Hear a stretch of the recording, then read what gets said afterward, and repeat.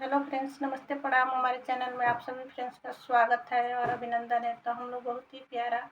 शिव पार्वती विवाह गीत लेकर आए हैं। अगर अच्छा लगेगा तो लाइक शेयर सब्सक्राइब जरूर कीजिएगा और कमेंट बॉक्स में ज़रूर बताइएगा कि ये गीत आप लोगों को कैसा लगा। तो चलिए सुनाते हैं। हर हर महादेव। दुल्हनिया बन गई ओ गौरा मैया, दुल्हनिया बन गई ओ गौरा मैया, सगुन बड़ भारी ओ गौरा मैया, सगुन बड़ भारी ओ गौरा मैया,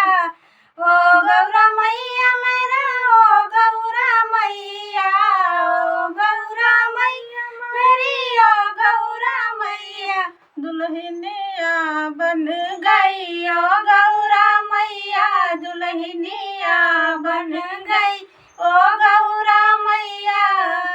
मैया से मिलने ब्रह्मा जी आए, मैया से मिलने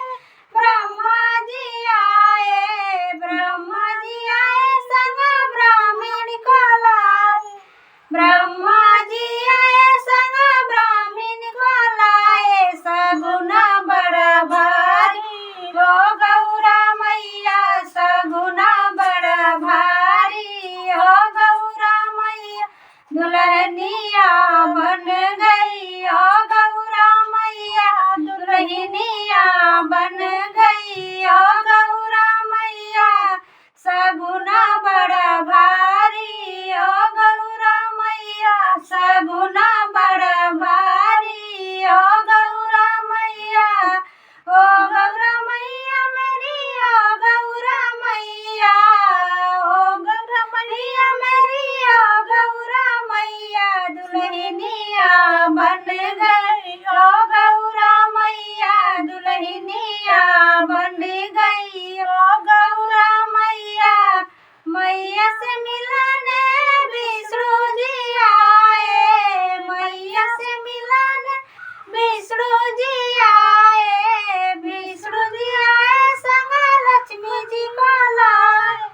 विष्णु जी आए संग लक्ष्मी जी को लाए, सगुन बड़ भारी ओ गौरा मैया, सगुन बड़ भारी ओ गौरा मैया, दुल्हनिया बन गई ओ गौरा मैया, दुल्हनिया बन गई ओ गौरा मैया, सगुन बड़ भारी ओ गौरा मैया, सगुन बड़ भारी ओ गौरा मैया,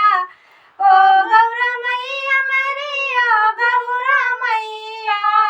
ओ गौरा मैया मेरी ओ गौरा मैया, सगुन बड़ भारी ओ गौरा मैया,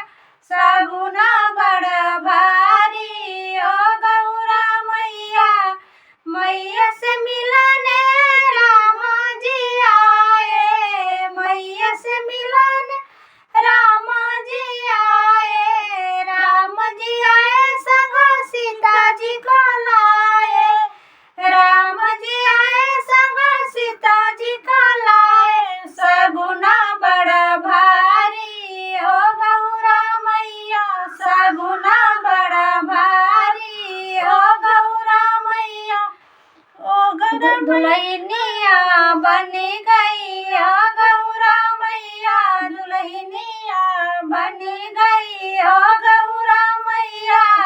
मैया से मिलने कृष्णा जी आए, मैया से मिलने कृष्णा जी आए, कृष्णा जी आए संग राधा जी को लाए, कृष्ण जी आए संग राधा जी को लाए, सगुन बड़ भारी ओ गौरा मैया, सगुन बड़ भारी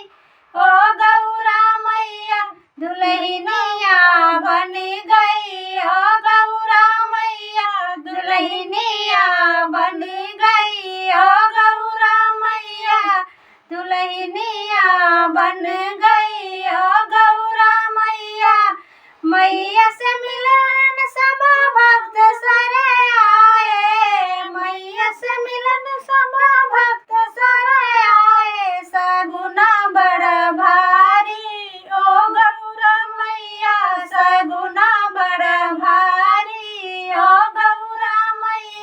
दुल्हनिया बन गई ओ गौरा मैया दुल्हनिया